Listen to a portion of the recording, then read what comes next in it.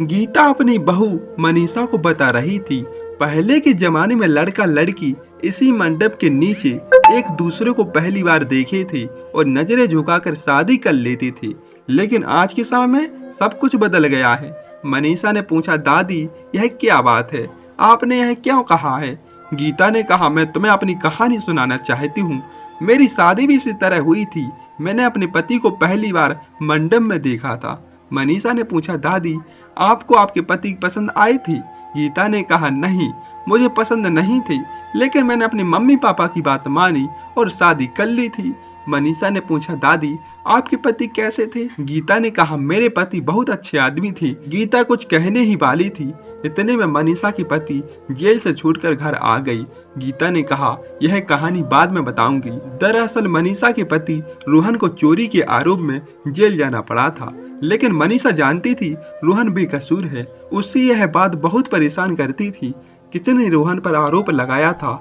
एक दिन मनीषा को पता चला कि रोहन पर आरोप लगाने वाली काव्या थी, जो उसके पड़ोसी की पत्नी थी। मनीषा को यह बात बहुत आश्चर्यजनक लगी। मनीषा ने सोचा, काव्या रोहन पर आरोप क्यों लगाया? क्या उसका रोहन से कोई व्यक्तिगत बैर है? मनीषा ने काव्या से मिलने का फैसला किया। जब वह काव्या के घर गई तो काव्या ने उसे देखकर मुस्कुराया और कहा, मनीषा तुम यहाँ क्यों आई हो? मनीषा ने कहा, काव्या मैं तुमसे एक सवाल पूछना चाहती हूँ, तुमने रोहन पर चोरी का आरोप क्यों लगाया? काव्या ने कहा, मैंने रोहन पर आरोप लगाया क्योंकि वह मेरे पति का दोस्त है। मैंने उन्हें कई बार मिलकर देखा था और मुझे लगा वह चोरी कर रही है। मनीषा ने कहा, लेकिन काव्या तुम्हारे पास कोई सबूत नहीं है, रोहन बेकसूर है। काव्या ने कहा, मुझे पता है कि रोहन बेकसूर है, लेकिन मैंने उसे पति के साथ मिलकर देखा था, मुझे लगा कि वह चोरी कर रही है। मनीषा ने कहा, काव्या तुम्हें अपने शब्दों को ध्यान देना चाहिए, तुमने रोहन की जिंदगी बर्बाद कर दी है। काव्या ने कहा, मुझे खेद है मनीषा, मैं अपने शब्दों के लिए माफी मांगती हूँ। मनीषा ने कहा, काव्या तुम्हारी माफी स्वीकार है, लेकिन तुम्हें रोहन को न्याय दिलाने में मदद करनी होगी।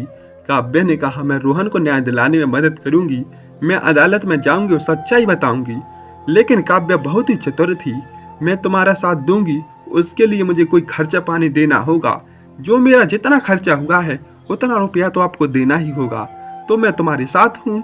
मनीषा ने कहा, कितना खर्च चुका है तेरा?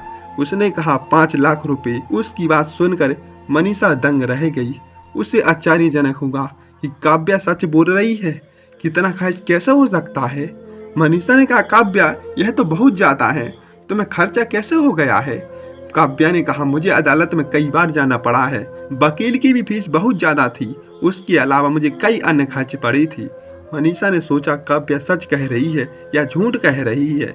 वह काव्या की बात पर विश्वास नहीं कर रही थी, लेकिन वह जानती है कि रोहन को बेकसूर साबित करने के लिए काव्या की मदद लेनी जरूरी है। मनीषा ने कहा, ठीक है, मैं तुम्हें 5 लाख रुपए दूंगी, लेकिन तुम्हें अपना वादा पूरा करना होगा, तुम्हें अदालत में जाकर सच्चाई बतानी होगी। काव्या ने कहा, मैं अपना वादा पूरा करूंगी, मैं अदालत में जाकर सच्चाई बताऊंगी। मनीषा ने काव्या को 5 लाख रुपए दे दिए और काव्या ने अदालत में जाकर सच्चाई बताई। अदालत ने काव्या की गवाही सुनी और रोहन को बेकसूर साबित कर दिया। रोहन जेल से बाहर आया, मनीषा से मिला, वह खुश हुआ। मनीषा ने रोहन को बताया काव्या ने उसकी मदद की है, उसने अदालत में सच्चाई बताई थी। रोहन ने कहा, मैं काव्या को धन्यवाद देना चाहता हूँ, वह सच में हमारी मदद कर रही थी। लेकिन जब मनीषा ने रोहन को 5 लाख रुपए के बारे में बताया तो रोहन को आश्चर्य हुआ। वह सोच रहा था कि काव्या ने इतना खर्च कैसे कर दिया है। रोहन ने कहा, मुझे लगता है काव्या ने हमें धोखा दिया है, वह इतना खर्च नहीं कर सकती। मनीषा ने कहा, मुझे भी लगता है कि काव्या ने हमें धोखा दिया है, लेकिन हमें कुछ करना नहीं है। रोहन तुम बेकसूर साबित हो गई हो। इस तरह मनीषा और रोहन की जिंदगी में फिर से खुशियां आ गई, लेकिन उन्हें काव्या की सच्चाई के बारे में अभी भी संदेह था। तो बताइए दोस्तों, कहानी कैसी लगी? लाइक से सब्सक्राइब कीजिएगा। Thank you.